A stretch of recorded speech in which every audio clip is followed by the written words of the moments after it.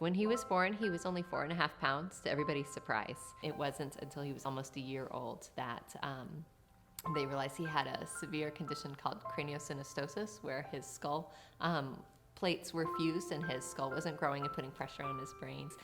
He ended up with 40 surgeries total in the first 5 years of life. We were watching Drew progressively get worse. He was in so much pain. He went from this active all-star teenage boy to being in bed pretty much all day. You do feel isolated, or you feel like other people don't understand. With my daughter Evelyn, a lot of her issues are behavior issues. She has extreme medical issues as well, but the public sees her behavior. One of the most staggering facts that I think most people don't understand is that children with rare or undiagnosed conditions outnumber those with AIDS and cancer combined. And if you look at the trauma it places on the child and the family, and the astronomical costs from not knowing a diagnosis, you can see the impact it makes on our healthcare system. Well, the only support group we really had was ourselves. There wasn't an organization where we could go to and look at and receive support. It was mainly my wife and I just going online and looking up information as it came back from the doctors. If you don't have a diagnosis, you can't get treatment. And so I'd say that's the biggest thing. You know, when they're sick and you don't know what's wrong, it just keeps getting worse. I founded CC4C after a personal struggle with my own daughter and her undiagnosed condition.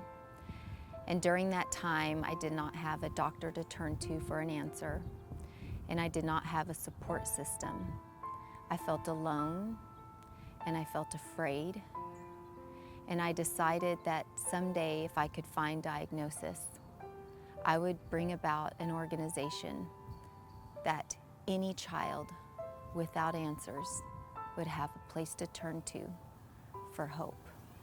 I've really enjoyed the way CC4C is organized, where it pairs it up with a champion and it pairs it up with the high school team. They take the interest of the kid and they really provide a community for that kid to include that focus. Where Jeremy loved football, we got hooked up with the Regents team, and he was there every day. This seemed to be a pretty good opportunity for a bunch of high school kids to possibly be a hero, whether as a team or individually, for a young man that might have needed a hero at the time.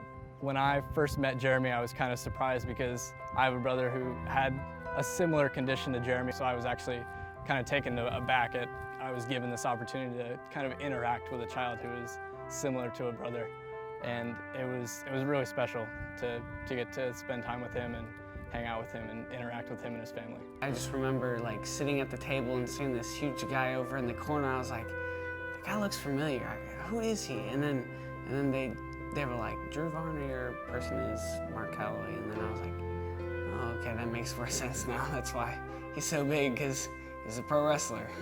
It's meant a lot to me, because just to know somebody's there, and like other than my parents and family, but to know like he doesn't have to be there, but he is. It means a lot. I feel so lucky. I get to work with Avery. She is my champion child, as I like to say. I'm supposed to be her champion teammate, but I think she's the real champ in this whole thing. Thinking about her running track, and I know that her body hurts every time she does it. Sometimes I have to talk myself onto the treadmill, but no word of lie, I think of Avery and I'm like, you know what? There's a teenager facing much bigger struggles than me in my efforts to lose some baby weight and get on a treadmill. CC4C is organized to focus on the emotional well-being of the child while taking time and focus to reduce time to diagnosis. When I'm around the CC4C kids, I feel like I belong there, I guess, because like they all know what it's like to have health issues and stuff, and we can talk about it and stuff. So some of my friends just have little minor health issues, but nothing like major like what I have. So we wanted to try horseback riding physical therapy, but it's very expensive and insurance doesn't cover that.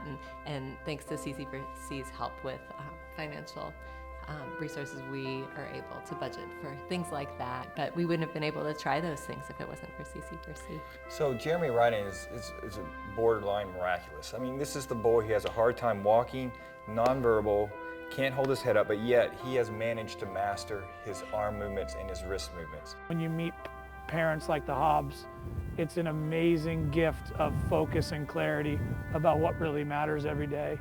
And so CC4C is giving to both kids and parents on levels that probably aren't written in brochures. Please help CC4C. They are fun, and fun